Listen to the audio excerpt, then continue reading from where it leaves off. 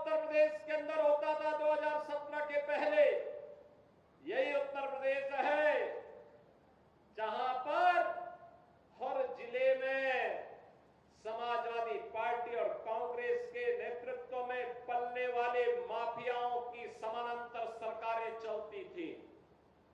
ये अंबेडकर नगर में भी चलती थी। याद करिए,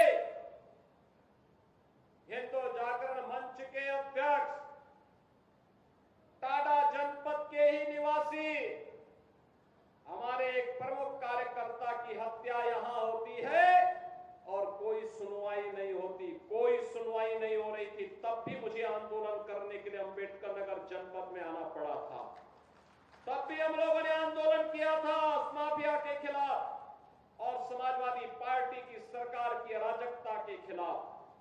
कौन ऐसा जिला था, चाहे वह अंबेडकर नगर जिला रहा हो, अयोध्या रहा हो, मऊ, आजमगढ़, गाजीपुर, प्रयागराज, प्रतापगढ़, सुल्तानपुर, कोई जिला ऐसा नहीं था जहां पर कोई न कोई बड़ा माफिया समानांतर सरकार चला करके आम जनता की आवाज को दबाता था, गरीबों की आवाज को दबाता था, पिछड़ों की आवाज को दबाता था और दलित वंचित योजनाओं से भी वंचित रहते थे और सरकारें अपनी मौज मस्ती करती थी। उनको इससे कोई मतलब नहीं था, उनकी सरकार रहनी चाहिए, बाकी जाए भाड़ में, यही करते थे वे लोग।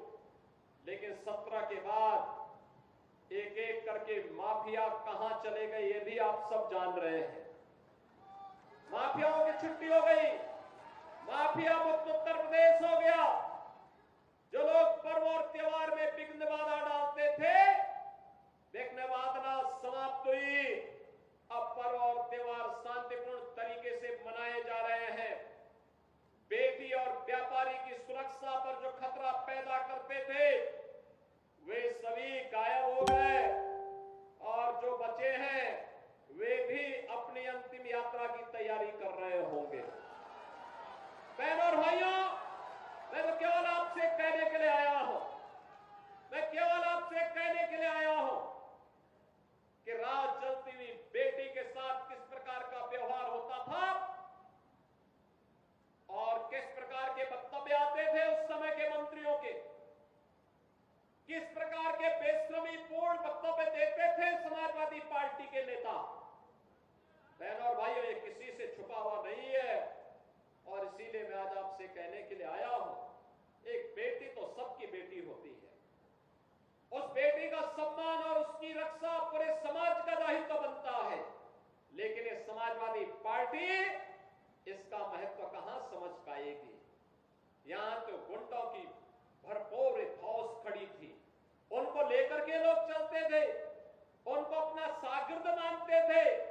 जो जितना बड़ा गुंडा और माफिया होता था, समाजवादी पार्टी में उतना बड़ा ओहदा उसको दे दिया जाता था और समाजवादी पार्टी के लोग इसी में गौरव से बोलते थे कि देखिए ये गुंडा हमारा इस जिले को संभालेगा। उनको नहीं पता था कि जनता लड़ाई लेगी, एक गुंडे और माफिया एक एक करके यमलोक की यात्रा के लिए प्रस्थान कर जाएंगे और जनता जनार्दन के साथ अन्याय का हिसाब चुकता होगा।